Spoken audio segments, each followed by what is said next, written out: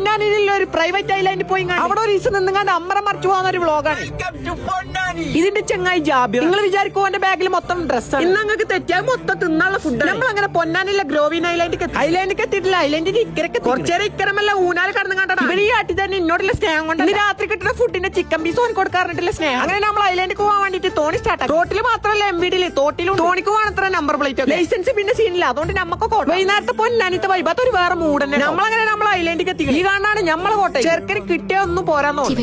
അവിടെ ചന്ദ്രനുണ്ടോ?